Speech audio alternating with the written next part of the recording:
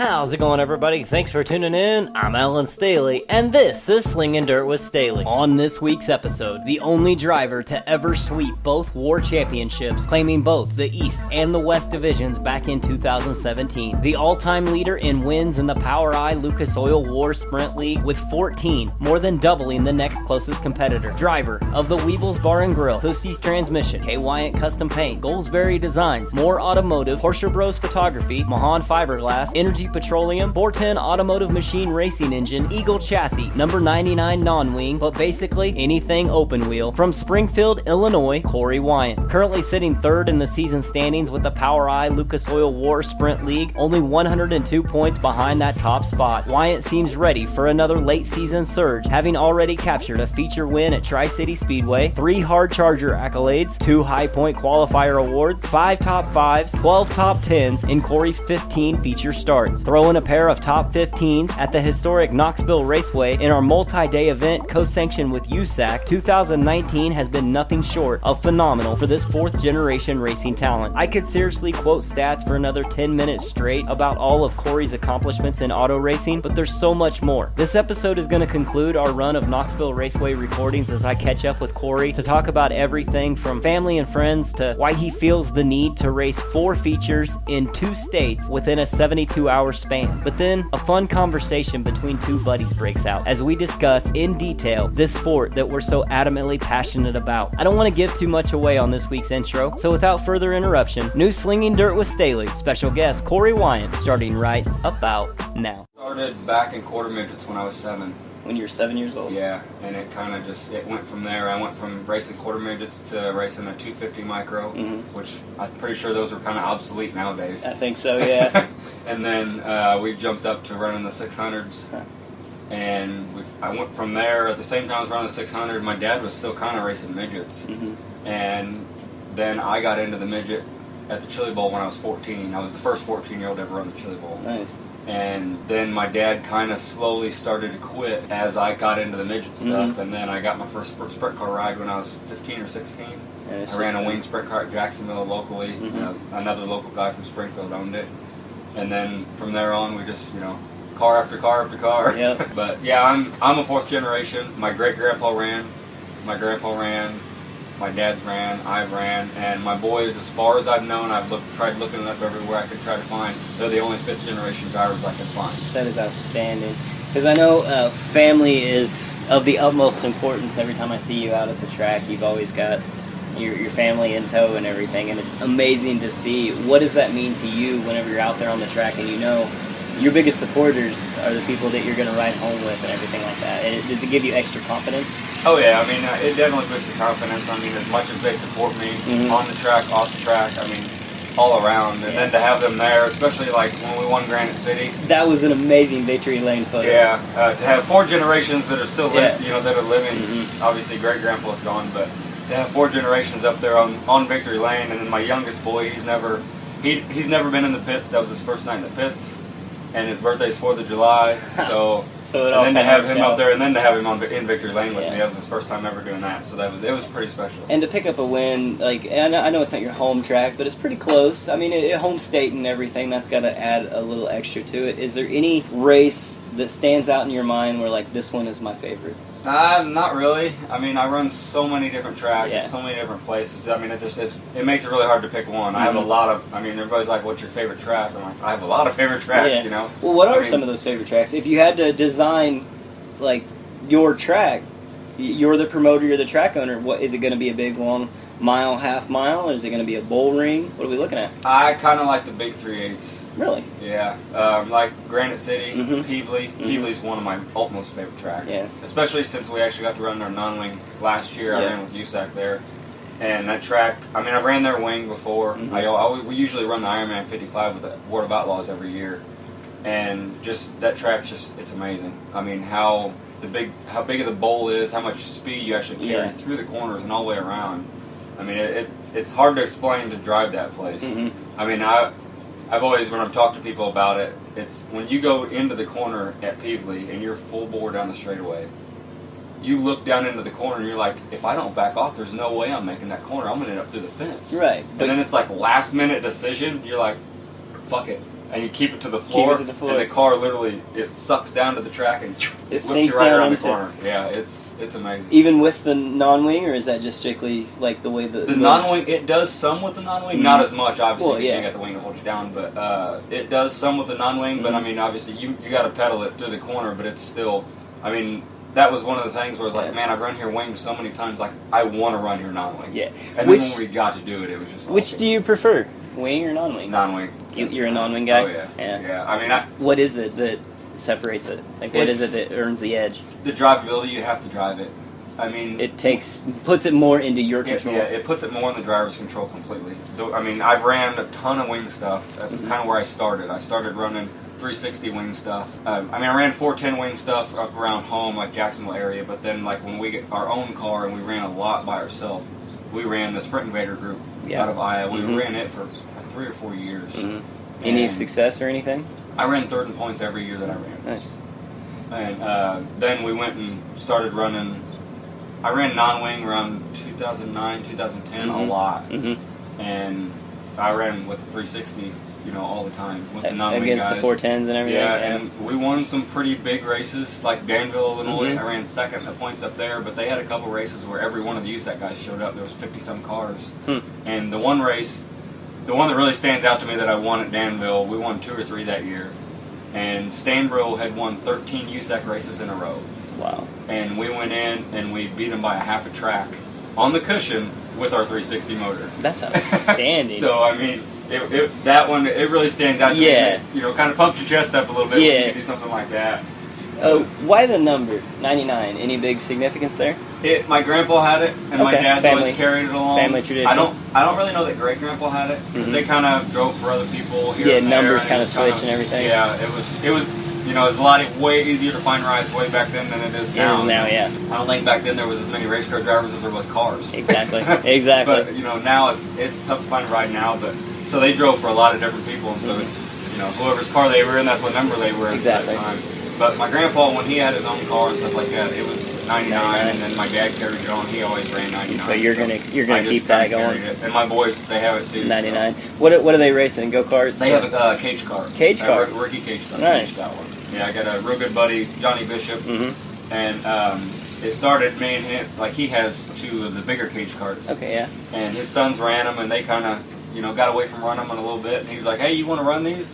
And I'm like, "Sure." You know, when I have time, I'll go play with them. And we had fun doing it, and he had 2 of them, so I'd always I'd have one of my buddies that races, like Tyler Shoemaker ran one time, and I think pretty sure Vinny ran one time, and then my sister's boyfriend Austin, he come and run one time. It's just whoever wants to get in them, let's go play. You know. And he's got a boy that was having a baby. And it's not even a year old yet. But he was like, well, my boys were... I was kind of getting away from the quarter midget stuff. Right. Just... It's a lot to do. Well, with my schedule and paying the association fees that are really expensive for that stuff. And it was like, it wasn't feasible because I would maybe get them out once or twice a year because my schedule's so thick. Yeah. And it was like, I can't pay $800 a year to run that. You can't justify doing that. But... That's the difference between the quarter midget stuff and the cage car stuff. The cage car stuff, you can literally show up and pay a pit pass like we do at the races. So it's, you know, race by race type of deal versus... So there's no long-term, you're locked in and you have to do it. there's no, let's pay a $800 association fee or whatever it is. So it made it way easier for me because now it's like, oh, okay, we have this open weekend. Let's just go run them. Yeah, why not? You know, and we don't have to worry about having to pay that. Yeah. So with your boys racing and everything, are you the typical pit dad? And you know what I mean by that. Yeah. I get wound up. You get a little wound up. I get wound up and anxious at the fence. You know, when they're trying to run, and I'm trying to root them on, but trying to coach them from the fence that they don't know I'm doing. Yeah, they don't even know you're out there because they're busy circling the track and everything. They ran a pretty big race at the end of the year last year. It was I think it was like a Pepsi Nationals deal at Elyville. Okay. And they both did really well. Yeah. The little one, my middle one, he's 7. Something was wrong with his motor, and there was another guy in the pits, and he was like, "Hey, I got an extra one." And that stuff. I mean, it's like a lot of this stuff, you know. Yeah. And he's like, "I got an extra one just sitting here. We're not going to use it." He's like, "You want to throw it on for the night? Just bring it back when you're done." That is awesome. And so we ran, and I'm pretty sure his kid ended up his kid might have ended up winning it, but we ran second to him and we almost beat him. Huh. And the same thing with my other boy. He got chopped off quite a few times. In my well, he's 10 now. He's 9 at the time, but he ran second in his too, and it was like a big. They hadn't ran very much, and it was a big race for him. So does that mean more to your racing career than your racing, or is it kind of a different way of looking at it? Yeah, it's totally different than my stuff. As far as looking at it from the dad view versus from the driver view. Mm-hmm. But it definitely, I mean, it pulls at you when you see them out there and you see them out there succeeding. And I've kicked it around and talked about it for the past 2 years of cutting back to let them really go. Because they're starting kind of later than really I even started, and I think I kind of started late because you can start at 5. Yeah. And I was this year I was going to cut back, and then end up in the points battle and this and that, which we're still not sure what we're going to do season wise. I got some decisions coming up as far as like scheduling issues. Any chance we're going to tell what those decisions are? Or are you still kind of making them now? It's either I got to run straight for war points, or I have to run a couple races that I want to run and we don't get to run. Right. And they're dwindling. Yeah. Like it's the Silver Crown stuff. Yeah. Springfield, there's a conflict with Springfield with I think it's one of the Lake of the Ozarks races. And I either got to run Springfield or I got to run the lake. So it's either give away the points for war and go run my home. Yep. Or chase points. Chase points. And I know earlier in the season you kind of mentioned that you would love to get back on top of the war series. Is it something that weighs heavy on your mind, or is it you're like, I've had my time, maybe I should let another person do it, or is it competition? I got to beat them. Yeah, I mean, I went back and forth with it so much. Yeah. I mean, when we talked, me and Dad said something to me at the banquet this past year, and he goes, I want to go kick their ass again. Yeah. Like, I want to do it because we did it 2 years ago and was pretty dominant. But if I can play devil's advocate here, what else more do you have to prove? I mean, you have the most wins all time. You're a champion. What else is there? And that was my point to Dad. I was like, I've pretty much held almost every record. Yeah. I held 90% of the records in the War Series. Yeah. So, and I won. I was the only one to ever win both point series in 1 year. Yeah. Which now we don't have the War East and West. I mean this in no disrespect to the other drivers whatsoever, but dominating is the first word that comes into mind because you look at the stats. 14, next closest is 6. You're more than doubling your next closest. I mean, you've got to think about that. And what does it mean? Are you comfortable with the legacy that you've kind of left if you were to, like you said, step away and focus more on the boys, or is it like, nah, I ain't done yet? Yeah, like I said, I argued with Dad a little bit about that, like at the banquet, and I told him, I was like, well, what do I have to prove? Right. Like I've done it all. I've done a lot of stuff that's going to take a lot to overcome for somebody. And the thing about that is the series is getting way tougher. It is. The competition so it's going to be even more tougher for somebody to reset them. But it also is like, it can be done. Anybody can do it. I mean, it's possible. Nothing is impossible. It's always possible. Racing happens. Yeah. I mean, anytime you think something's going to happen in racing, you can almost guarantee that it's not going to happen. Yeah. I mean, that was just like when I had the streak of most A-mains, that I made. And then it ended for me. Yeah. It can happen. And you probably didn't see the end coming whenever it did. And, and stuff like that, it weighs on you. I mean, because then you're like, what if? Right. What if we get another big force that's coming in and it's going to come in and win a bunch of races or whatever. And then it starts taking away from the records and this and that. And it's like, I do. That's like when I won Granite City and there's one more in the books. There's one more in the books. So it just keeps adding. No, on the flip side of that, do you even think about it though? When you're out there on the track? When you're out there, no. I didn't know. I mean, here and there when me and Dad talk about it and stuff like that. Off-season chatter and stuff then like it does. That. You're like, man, But during the racing and everything, it's pretty much just... Not, like when I am at the track, I'm pretty much that day, focused. And that's it. Is there anything in racing that you haven't done yet that you want to? I want to run the 4 Crown. Do you? Yeah, I want to run it pretty bad. I mean, usually the sucky thing is that our 3-day Lucas Oil deal is always the same time. Same day. so we can't ever go. Especially because I've only had the Silver Crown car for 2 or 3 years. So it's always fall, and then this year it doesn't. This year the 4 Crowns the week after. So you're gonna be able to do it? So we're gonna go. I'm gonna try to do 3 out of 4 cars. We're gonna do the non-wing, the Silver Crown, and the midget. So that's a lot of wheel time. Yeah. You up for it? Yeah. I mean, I've done 2 to 3 cars quite often in the past. I know you do double duty quite a bit. Yeah, we do double duty quite a bit, and I've done 3 cars a few times in the past. Where I ran this way back when I ran mini sprints. Where I ran the mini sprint, the midget, and the sprint car. Yeah. Any race day rituals or superstitions that you need to stay away from? Not really. The only thing I really don't like to do, and I mean, I don't know if any other guys are like this, but like when I go look at lineups, I can care less who's in my heat race. You don't stuff even like that. I don't even care. I want to know where I start, and that's it. That's all I need to worry about. Because it doesn't matter who's out there. I mean, once you're on the track, you have a job to do. Yeah, I mean, regardless of who I'm racing against, I have to be able to perform, and I have to do what I need to do above anything else. I love that philosophy. Like that is an amazing take on it. It doesn't matter who's out there. You have a job to do. It's up to you to perform. I like that. I mean, whether I'm running against all the war guys or whether my heat race is stacked full of Tyler Courtney's and Chris Wyndham's and all those guys. I mean, regardless, I still have to make my car. It's got to do the best that it can do that night. And even if they do beat me, I mean, it's the best that my car was able for. So you really can't hang your head because you know that your car gave everything it had. You gave everything you have. Yeah. And I mean, yesterday we did really well yesterday. Yeah, outstanding yesterday.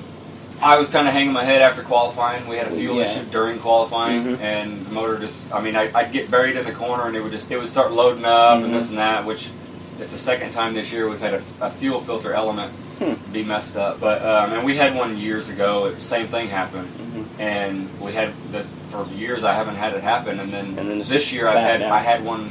I think it was at the lake.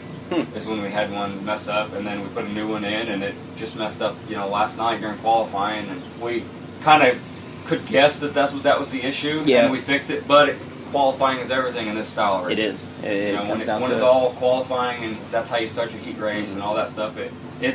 That sets your night. Pretty much. And it kind of put us a little behind the 8 ball, but we'd have made up for it. I had to pass a lot of cars to do so. Yeah. I think I went from 8th in the B to 14th in the A. Feature, so, I mean, we had to pass a lot of cars, but it was definitely entertaining to watch. Yeah, I will say that we rebounded, and I mean, Dad is always amazing. I always say he's one of the most underrated crew guys that there is. That most guys have ever seen. I mean, but he's never worked for anybody. He's always done for me himself, and the family. So I mean, it's amazing what he can do with a race car. Is there any fear? I don't. You don't fear? Honestly, no. Don't have time for it. Yeah. I don't even think about stuff like that. You just react. It's just go out there and go. Go out there and do what I do. I've done it for so long. It just comes to you instantly. Parade lap. Are you looking up in the stands, waving and everything, or are you looking at the track, figuring out what it's done throughout the night, or are you looking at the corners like, here's where I need to set the car, here's where I need to be on the brake, on the accelerator? Like, what's your parade lap like? For me, like, I don't really use I would say the parade lap to do anything like that. Okay. When they first push us off before we get to the lineup, that's when I search the track. Okay. I'm like, I'll go and I'll coast the lap on the bottom and kind of look around. I'll coast the lap at the top and I'll kind of look around, which is what I did at Granite City. And I honestly think that saved me the win, because I went out and on the laps before the parade lap, I kind of searched around and I looked up top, and they had just kind of graded just a little bit coming off the corner, and they watered it, so I knew it was slimy. And I'm like, I'm not going to be the one to go up there. Not yet. Anyway. I'm the one to lose the race because I was in the front. And I'm not going to be the one to go up there and get loose and get in the slime and spin my tires or get into the wall or something like that and get freight trained by 6 guys. Yeah. And so I kind of... And they didn't really do it in 1 and 2. 1 and 2 they kind of left alone, so there was a good cushion down there. So I knew I could run, and I've been one... I think, honestly, looking at other people drive, I do it way more than anybody else, I think, is run a switched line. The top in 1 and 2, and the bottom in 3 and 4, or vice versa. And that's what I did for quite a while in that race. And it takes patience, because you're full bore on the cushion, and you got to be able to slow down to run right on the tires on the bottom, which it's hard to do. It is. It's very interesting from my perspective. Like, I'm thinking back to that Granite City race, seeing you run the top in 3 and 4, and then the bottom in 1 and 2. It completely different on the racetrack. Do you think that gives you an extra advantage being the leader? Somewhat, yeah. I mean, it's somewhat like that. But I mean, sometimes the leader may have the same group as anybody else. Okay. And like when I run a switched line like that, I have searched around and I've looked, and you know where it's going to be. And I kind of I know there's moisture down here, and I know there's moisture up there. So it's a whole lot more thinking and strategy than it is just fly by the seat of your pants. It's a strategy and it's calculative, you know. I mean, the way you have to just read the track yourself and, be able to compensate for what's out there. And that's like that. When I was running the switch line, I knew that it was going to be a while before that stuff up there got ran in, and I wasn't going to be the guy to run it in. No. And I kind of waited, and then I think it was like lap 15 or 16, and I happened to glance up once and see my dad at the fence in the grandstands, and he's making gestures, which he does a lot. And I was like, all right, and I'm like, and at the same time, like 3 laps before that, I could hear when I was running the bottom, you got to slow down so much to make it to the bottom and to run the tires. Yeah. Which it's basically a totally different driving style to run the bottom than to run the top. And to run that both in one race, I mean, it's tough. In the same lap, you're running 2 completely different races almost. Yeah. Going in when I was on the bottom, I could start to hear somebody's motor come in on me in the corners. And I'm like, somebody's up there running the top. It's got to be getting fast. So then that's when I decided, like, well, let's go to the top. And I went up to the 1 lap, and it was good. And I'm like, all right, this is definitely faster than what I was running lap times at the bottom. And, we ended up just running the top all the way around for the rest of the race and held them off for the win. What has been the most valuable lesson about life that racing has taught you? It's got to be like all the family aspects of it. Yeah. I mean, to have them all there, if they wasn't all there, we wouldn't be doing it at all. You don't think so? Honestly, no. Yeah. You just is that where the motivation comes from? Yeah. Is that what fuels your racing program? If the family hadn't been doing it so long, like, I don't know that we would be doing it as long as we have, or just keep carrying it on. Now, is there it drives me, and it drives for further generations to push. Is there any added pressure though? I mean, successful racing family, you kind of have some big shoes to fill. Was there pressure coming into your career? Not really. I mean, the family we kind of don't work like that. We don't pressure each other at all. Like, I was never pressured to race. You just wanted to. And I guess, I don't remember it. I was so young, but when I very first started, my dad said I didn't want to do it. Huh. And it was like, because I think they tried to start me out when I was 5, when I was really young. Yeah. And they said I didn't want nothing to do with it. I wanted nothing to do with getting in the race car. And then when I got a couple years older, they tried again, and it was, okay, yeah. And we went out and we won our first race, and it just went from there. Is there anything like that first win, whether it be in the non-wing, a wing, the midget, the micros, anything like that? Is there anything like that first win? Not really. I mean, it's really special. But all of them are. That is what kind of boosts your confidence, and it'll set you further in your career for the next one. I mean, because you have that confidence, like, I can win. Yeah. It's and then you go out and you finish 2nd or 3rd the next time. It's like, I won. I have won. I can win. Yeah, I can do this. We got to do something to, setup wise or driving wise, to step your game up, and you can win. When did it click? When, like, throughout your career, was it a certain race or a certain series that you ran where you're just like, yeah, I'm a competitor. I'm one of the front runners. I am Korey Weyant. It was, I would, like, when I ran non-wing stuff, or when I ran wing stuff, I should say, there was a lot of downtimes, because the wing stuff, you better have a good motor. Yeah. I mean, it's a lot of motor, because you're putting every bit of power to the ground. And, I would get discouraged a lot, because we didn't win hardly any. I think I won one 410 wing race, and I was driving for somebody else at the time. I wasn't driving our family-owned car. I was driving the Northrop 83 car when I won Lincoln. And we don't have the budget to have a monster motor. Yeah. We have just the basic stuff. We have a Dash 12, motor, so it's not a very stout 410. It's nothing fancy, but it gets the job done. Yeah, and that's another thing. A lot of time, like, that's the thing with the non-wing.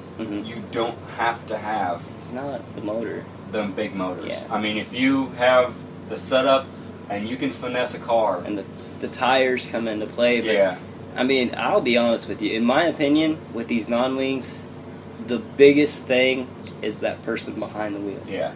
Yeah, I mean, the cockpit is I would say at least 70% of what's out there. Gotta be. I mean, you gotta be able to finesse it. You gotta be able to drive it. It's a ton of throttle control. Mm-hmm. You know, I mean, you can essentially drive the car with the throttle. You know, but you gotta be in there. You gotta drive it. Period. Yeah. Any asphalt aspirations, or is it just? Honestly, no. I could care less to do it. Yeah. I ran an asphalt midget for a year up at Grundy County. Not your cup of tea. And we committed to a full season to go do that with Dad's midget. Yeah. And it really wasn't fun. And when we did do it, we just searched and searched and searched, and we just couldn't find speed. Mm-hmm. You gotta be perfect. Yeah. I mean, and any little mistake, and every lap's got to be the same. It's got to be all your marks are the same. And any little mistake, you're getting freight trained by 7 guys, mm-hmm. and it's hard to pick spots back up. Yeah. And I distinctly remember the very last race we ran, and Dad was like, "Well, it sounds like them guys when they get in the corner, as soon as their tires start squealing, that's when they're jumping back on the gas." He's like, "Let's put a brand new set on and let's go try it." Yeah. And I'm like, "I'll do whatever we can do to try." Yeah. You know? And I went out there, and I kid you not, within 5 or 6 laps, that brand new set of tires was gone. So, we just burn them off. Yeah. Because, we didn't really know what we were doing. It's totally out of our element. Mm-hmm. You know, just dirt is where we're at. It's where the family's always been. So, that's where you're going to stay? That's honestly where I'm going to stay. What's the future hold? Are you going to still make some circuits the next 5-10 years, focus on the kids a little more? I'll be around, for sure. That's a good thing. I like the sound of that. We'll definitely always have a sprint car. Good. The Silver Crown stuff, it's fun. Yeah. It's starting to get discouraging with them just because that takes a budget. Yeah, it does. We definitely don't have the budget for it. Mm-hmm. But, we go out there, we try, we do what we can with what we have. There's guys out there that got $300,000 in a car and Silver Crown stuff, and it's just crazy. That's ridiculous. We bought ours for $12,000 out of a shed. That's awesome. And for 2 years until this past season, until we blew the motor last year, we ran the same motor that was in it. We didn't even get it rebuilt because supposedly the guy had it rebuilt and it sat in the shed. It was still. So we went out and we ran what we could. And we made some shows. And now we took and we had to take. I don't have a spare sprint car motor now because my spare sprint car motor was our old 360 motor, which is the one that I won quite a bit of races with back in the day. And we had to take it and combine it with what was left of our Silver Crown motor and make a new Silver Crown motor, pretty much. So that's kind of where we were at. Are you still having fun? That's the most important thing. Oh yeah. It's still definitely always fun. Good. We have our moments where me and Dad argue in the pits. It's one of them father-son things. Yeah, exactly. Anybody you want to give a special shout out to? Thanks for helping your racing career. Definitely. My parents, all the family, for sure. Weebles Bar and Grill. They help us out a lot. They're pretty much our main sponsor. We don't have very many, and that's they're our main one. Scott and Melissa Bostic, they help a lot. Yeah, everybody along the years. What is your Mount Rushmore of racing? I wouldn't know where to start. There's so many of them, Yeah, there's a bunch of them out there.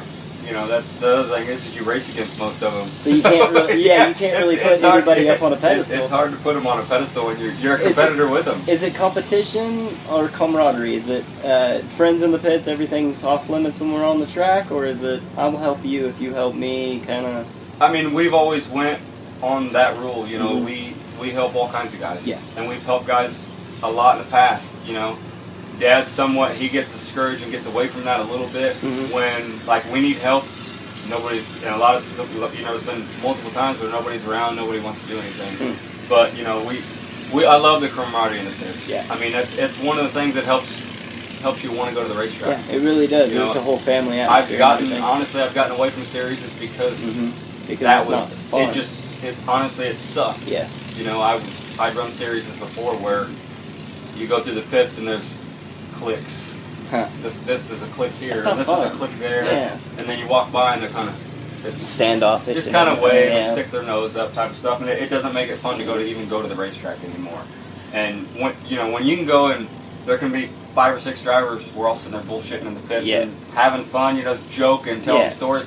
that's when it's That's fun to where go to it's the at. racetrack, and then you can go out there and we all race on the racetrack. Yep, and then come back in the pits, maybe have a beer together and laugh and joke and everything. And there's also been multiple times we've went out and, I mean, we're competitors out there. Oh, yeah. And we've went out and banged wheels. Yep. And, you know, I mean, I can remember an instance this year where the start of the Lucas Oil race, me and Wyatt got in, got into each other. And, you know, it was one of the things where I was on the gas slightly trying not to spin the tires, and it was like, you can't wait forever. Yeah. And I started getting on the gas more and more, and the car got sideways, and he's right there, and we banged wheels, and he ended up in the infield because of it, which, you know, it sucks. I hate that for, you know, a guy that's a buddy, you know. You do. And then, Racing, you know, the next race or after the races, you're talking to each other, everything's fine, you know. It's one of them, it takes certain guys like that to understand that there's racing deals like that. Yeah. You know, some guys don't. It takes a racer to understand racing is going to happen. I mean, there's a lot of guys that just don't. You'll get into them as total accident, and they'll be butthurt or whatever. Yeah, and it turns into a big ordeal, and they don't talk to you ever again, type of deal. And then there's some guys that you're like that. You kind of got to get into them, and they get all mad. But then you think back, it's like, you did the same thing to me last year, or or whatever, and I didn't say a word because it's a racing deal. It's a racing deal, you know, and you can go on. I didn't expect you to come down and apologize or anything like that. I mean, it's just one of them things that happens, you know. But yeah, I mean, there's a certain level of camaraderie that there is out there, you know. And some guys got it, and some guys don't. You know. All right, buddy. That's about all the questions I got for you right now. I'm going to let you off the hook on the Mount Rushmore Racing, but the next time I get you back on here, I'm going to make you answer that question of your top 4. All right. Thank you, buddy. I appreciate it. Thank you.